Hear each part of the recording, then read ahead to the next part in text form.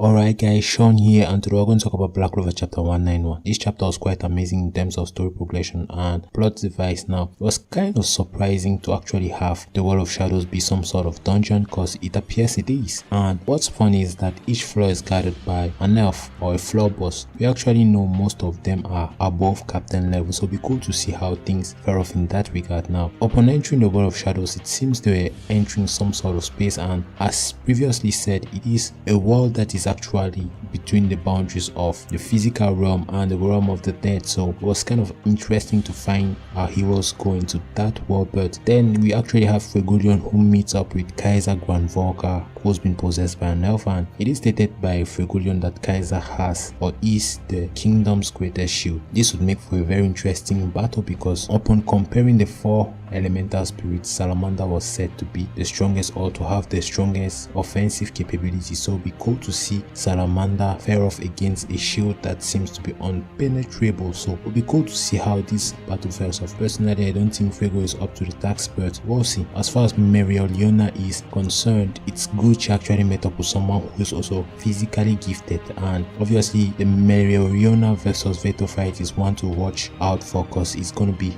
really good when animated. I still think Mereoleona has the edge, but we all know Vetto is no joke, and he's obviously one of those characters you have to watch out for. Now, I don't know who page 3 is going to face off. I believe he's going to be Yami, then Jack. We also have Noel, who's unfortunately going to be facing Fana, but shall we say a Fana that is weakened, because Fana does not have the physical strength she had previously. So it's going to be cool to see how Noel fares off against her. Obviously, I don't think Fana would be using fire magic, because fire magic seemed to be that of the Fana she got possessed into. So it would be cool to see her original magic, since she was transferred into a homuncular body. As far as I'm concerned, I expect Asta and Mimosa to at the very least be able to take care of Lila, should I say. So facing up Lila is not going to be easy, because like I said, Lila has one of the magic types with the most potential, cause upon conjuring or thinking about the counter to a particular magic, she can actually conjure it by painting it. The problem is Lila is facing someone who has anti-magic and is probably the most broken ability to have in this verse, so it'll be difficult for her to be able to counter that. And then Asta also has plot armor sword, so if he connects even once, it's game over for her. So I expect Asta and Mimosa to be up to the task. The problem is Mimosa is not a physical fighter, so Lila could easily,